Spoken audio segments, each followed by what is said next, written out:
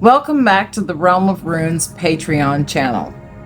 In prior videos, we've talked about Wyrd, Urdr, and how it works in the matrix of all things. That it's not as simple as saying fate.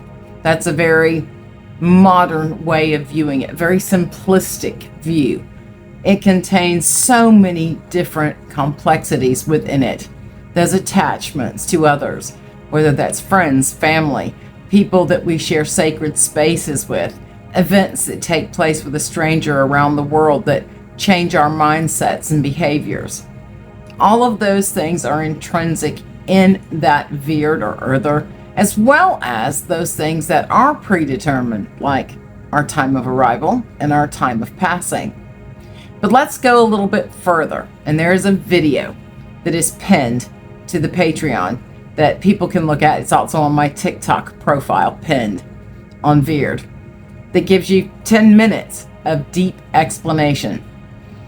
When we talk about magical practices, for those of you who are those practitioners, those threads, those attachments can sometimes be very close and be very strong because we remain unaware of it, or we didn't consider it to begin with. And we see a lot of people on social media apps doing things that are so witchy and saying, I'm going to do the thing, I'm going to show my practice, I'm going to show what I did, and look how this burned, or yada yada. It goes on. Well, because of that attachment on those threads, if you do something like that, or you speak it into being to the person, you make them aware that you're going to do a thing or two, you've just drawn them a map. You just lit the way. Because those threads vibrate. Energy, frequency, vibration. They're universal in all spiritual practices. That's one thing, oddly, that not one spiritual practice can argue about. We all agree.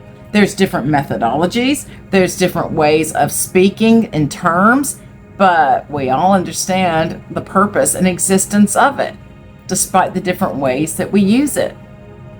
No one argues. So before you do something, whether that's even healing or you're doing something that's wholly baneful or anywhere in between, start considering those attachments, those threads, that part that makes you a part of the matrix of all things. So you don't stand alone. We have our sovereignty. That's something personal within us. But that Wyrd, that Urdr, that matrix of all things, we are a small portion or part of it. And every time we reveal something to someone else, we have close conversations, we share ritual or sacred spaces, do shamanic journeys with, or even just talk to, even read about or hear about on the news, can and absolutely will have an effect on our choices, our actions, and our deeds. Maybe we feel something's no longer safe to go to or view or to participate in because somewhere across the globe something horrible happened at an event. Think about these things. Stop drawing people maps back to you, because so many shoot that magic out at another, and they're so easy to find. They bounce right off because, oh look, there you are, you're glowing, I see you. And they say, oh, no, I've done a thing. I've put up this shielding. I've put up some protections around me. I've made it where I went in stealth mode. Look, you're only good until you aren't. There's always someone out there practicing harder, longer, faster, more determined than you are, thinking outside a box. We are humans, simple humans. We can't cover every single base. And anyone who tells you that they're impenetrable magically is lying to you. That's their ego, I and id speaking. Or they're trying to grift you or sell you something. See, that power lies within each of us to understand that interconnectivity, that matrix of all things, and how it works. So be mindful of what you say. Breath has power.